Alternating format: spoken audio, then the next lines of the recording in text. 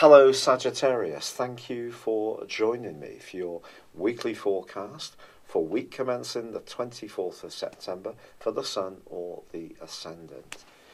This week begins with Mercury and the Sun getting a toehold, a firmer toehold in the sign of Libra, which for you is terrific. This can help you to think about your future, can help you to think about your group interactions, about your friendships, and also about your higher aspirations. I'm not talking about more practical goals and ambitions, such as work, money, status, those kind of things. I'm talking about the things that really inspire us. And those things could be very much on your mind this week. And even if your particular role is well recompensed, with Saturn squaring up to the full moon, which occurs on Tuesday of this week, you are just going to perhaps think about the balance between how much you're working to pay the bills and how much you're working to please yourself and the things that really give you a sense of purpose, your higher self, if you like. If that's hugely out of kilter, and to be honest, for a lot of us, we kind of have to accept a compromise in this area. We can't do absolutely what our heart's desire demands because that perhaps isn't always practical. If you're lucky enough that yourself to have that, then good for you. But if there is something that does need rebalancing between your hopes and the practicalities of your financial situation, it may be something you do need to look at this week. You may also become much more conscious of someone around you, a friend potentially, or a group, where perhaps your values and their values are beginning to diverge in some way. But you know, even though there is this full moon, Mars, the planet of activity, of drive, of initiative, of instant gratification, is actually forging a superb angle to the moon, which is in the sign of Aries, which of course is your sister fire sign. I think this can give you a spark of initiative, and it's possible that even if Mars is clashing, as it is, with Uranus, which can create a certain amount of nervous tension, that if there is some kind of change you need to make, there may be part of you that will say, bring it on. You'll be up to being bold and perhaps even a little bit rebellious. And this restlessness has probably been growing for you really since the second week of May. However, the principal journey of the Sun and Mercury through the sign of Libra, of course, it's about finding balance, but it's about finding meaning. It's about being with the people who really understand what you're trying to achieve in a more value-led way.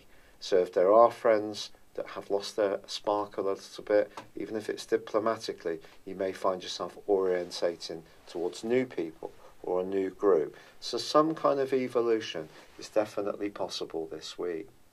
It's been a real pleasure being with you, Sagittarius. I'd love it if you would like or comment on this video, or if you've yet to do so, please do subscribe to this channel. Thank you. Hello, Sagittarius. Thank you for joining me for your monthly forecast for the Sun or the Ascendant for September. I am sorry that this forecast is being delivered a little later than ideal. This month begins with an energy developing in the most prominent part of your horoscope. You're a free spirit, and being true to your independent and freedom-loving values is very important, whatever strand of life you're pursuing. But the stars are asking you to think very seriously about your goals, your ambitions, your status. I don't mean in the sense of having to get to the boardroom. If that's something that's important to you, it will come up this month. It could be that your goals and ambitions are to spend more time with your grandchildren or doing something that's of a more spiritual orientation. We're all different. But whatever those goals and big ambitions are, this month it gives you an opportunity to crystallize them. And the great news is that on the 6th of this month, Mercury, the planet of communication, of commerce, but also of the way you think, your mentality, moves into a very prominent area. This could be a chance to retrain, enter into a new field of work, perhaps do something that's a bit different from what you've done before, but utilising some of the skill sets you have gained over a period of time. On the same day, Saturn, which has been twisting backwards relentlessly for 5.5 months in your sector of everyday resources, probably squeezing your budget right down to the nth degree, well, that comes to a close. But also on the same day, Mercury forges a fab link with Saturn and also Uranus, the planet of innovation. So it's a great time to think about how you can use the extra discipline you've been developing with a fresh approach, but also showcasing your talents in a way that people in positions of influence can become much more aware of what you have to offer. Now, the 9th of this month is also highly important because then there is a new moon. But this new moon in Virgo is going to feed into a terrific angle that goes on this month still between Jupiter, your ruler, and Pluto. Now, Jupiter has really been pushing you to dig deep down into your emotional and spiritual reserves over the last months since it moved into Scorpio last November, and will continue to do so through to this November. This is your chance to tap into hidden sides of yourself, and this angle with Pluto suggests the more you tap into these reserves, the more encouragement and sense of enrichment you can get. This could be financial, it could just be how you feel about yourself, your sense of self-worth. And with Saturn going forwards, that's certainly going to help. However, this new moon can really help you to showcase yourself really very well. But if you can bring precision to the party, something that can sometimes bore you, because it's the big picture that excites you, new, challenging adventures, but there may be times when you do have to focus in on the minutiae, and this new moon can be one of those times. Also at the heart of this month, we have two very contrasting influences. Venus clashes with Mars, and also Venus forges a great link with Saturn. And this is because Venus moves into the sign of Scorpio on the 9th, which for you could give you a more sentimental view of your love life. It's also possible that in the following couple of months, a relationship could really come under very serious review, because Venus is going to go into a retrograde in October. But for now, I think it can see you becoming more mindful of the more spiritual, the more nurturing side of a relationship, the more gentle side, not so much the flash, attraction and sexual or sensual side of things, more what you gain, the nourishment that you gain in your relationships, or perhaps don't, in all sorts of relationships. A good relationship can take on more strength for you at this time. A more challenging one could see some secrets be revealed at the heart of this month, which could be unyielding, difficult. Perhaps it's you who's going to open up. But someone may be rather Sagittarius to you, much more frank in what they say, which could put you on your back heel. Also, Mars moves back into Aquarius on the 12th.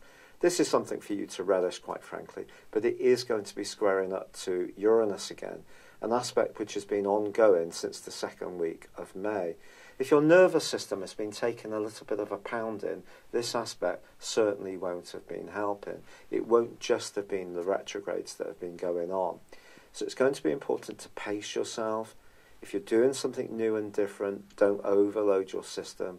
Get plenty of time for rest, to sleep well, to eat good nutrition, to drink lots of water, to not rev your system and your adrenal system particularly, and your nervous system up too much. But then on the 22nd of this month, we have a wonderful development, because Mercury moves into the most social part of your scope, followed on the 23rd by the Sun.